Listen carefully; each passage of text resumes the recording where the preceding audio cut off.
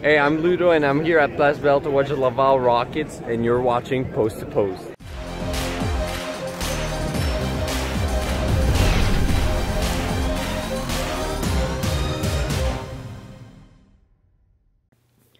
Hello and welcome to Post, the channel where we discuss all things hockey and all teams. And wearing another one of my new jerseys. It does hurt me to wear this as a Canadiens fan, but I enjoy talking about the Boston Bruins, so I definitely don't mind wearing a jersey or a hat from them. Okay, so who's the best backup in the league so far? And this isn't best backup of all time. This is best backup in the NHL so far this season. So I don't want to see any comments saying best backup of all time or last couple of years. This season so far in the games played. Now I had a criteria, I have some stats here, and my criteria had to play less than 15 games. So we have some backups that are playing more than 15 games because they were supposed to be backups, but now they're starters because who was supposed to start, Steve Mason, isn't playing well. So there's been a bit of transition. We have some other people or other goalies who are a tandem, like Halak in the Islanders and his partner there. So they've played about the same amount of games. And this is interesting because it's been a great year for backups. The numbers are really impressive. I wanted to go through them. I made a list of my top 7, who I think are the top 7 best backups so far this year. It's not really a ranking. It's just, I guess it is technically a ranking, but it's my order of what I think. And this is subjective. This isn't an official list from the NHL. It's my personal list. So I wanted to talk about some numbers here. And there's some really impressive ones. And specifically, I don't know, like Hutton's played really well, Kuemper, Miller, Khudobin, Sumas played well, Aaron Dell's played not bad, Anders Nilsson's played pretty good. So if we dive into the numbers, it's interesting. So if we look at, just for example, Aaron Dell, he's played 9 games, he started 6, he's 3-3-1. So it's a pretty average, I would say an average record for a backup. You're not expecting a backup to go 9-0 or something like that. They're going to have their losses, but they are expected to have some wins as well. With a backup, you want to have confidence in them just like you do your starter.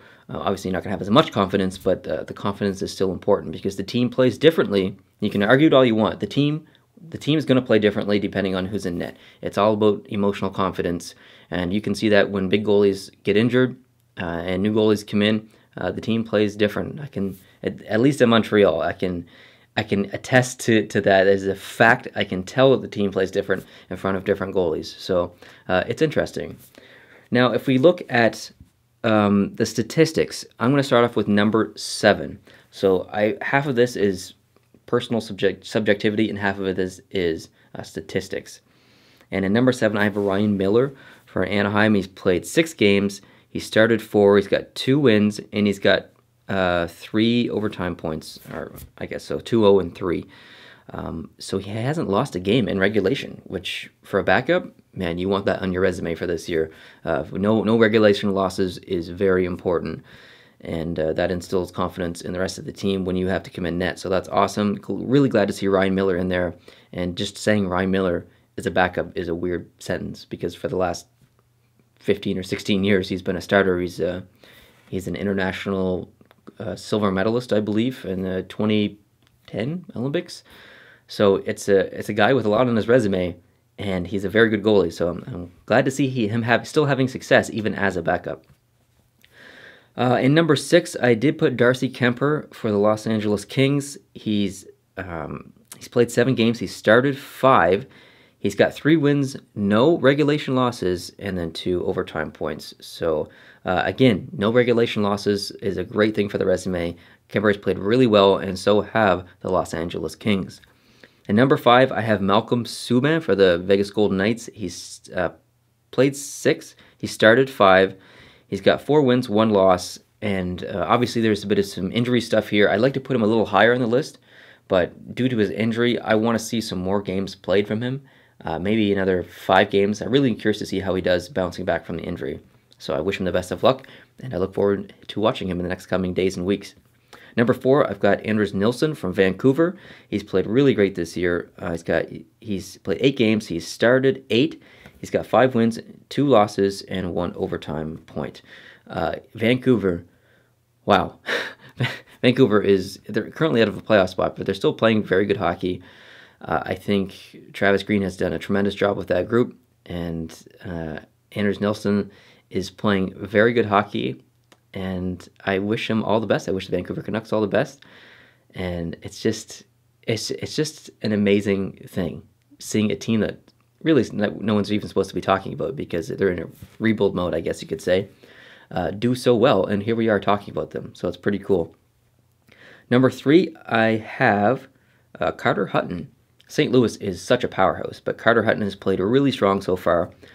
6 games played, 5 starts, 4 wins, 1 loss. Carter Hutton has one of the most impressive teams in front of him, so there's not a lot of weight on his shoulders as far as expectations of miraculous saves and stuff, but Carter Hutton has played really solid this year. He struggled a bit last year. He had games last year where he looked absolutely incredible, but then games where he looked, I don't know. So far this year, he's looked really, really good, so I'm happy for that. Number 2, I've got Keith Kincaid. Keith Kincaid's played really, really great this year. 8 games played, 6 games started, 5 wins, 1 loss, 1 overtime point. Kincaid is a goalie that was pretty underrated last year. His numbers were, I want to say very good, but they were pretty good. Not a lot of people were talking about him, and New Jersey didn't really have a great year last year, but his play was very noticeable, specifically during the end of the year. I thought he had some really, really good games, and I'm glad that he was able to transition and keep that style of play up until this year. And obviously, the group in front of him, the Devils, have played really good this year as well. And first on this list, I don't even know if it's arguable. It's Anton Khudobin from the Boston Bruins. 10 games played, 9 games started, 7 wins, 0 losses, 2 overtime points, 7-0-2. That's by far the best record on this list. Khudobin has played, I would say, some of the best hockey as a goaltender in the past 2 weeks in the entire NHL. He has played absolutely stellar. Some of the saves that he's been making, I watched a Boston-Pittsburgh game a couple days ago, and then another game before that. He's played really, really well. It's why I wore the Boston jersey and the Boston hat. He's undefeated in regulation, and I think he's played really well at home recently as well. So that's awesome to see. Tuukka Rask shouldn't really be shaking in his boots, but it's great news for the team. I think the only reason Boston is in a playoff position right now, or maybe not the only reason, but the main reason, is because of Anton Khudobin.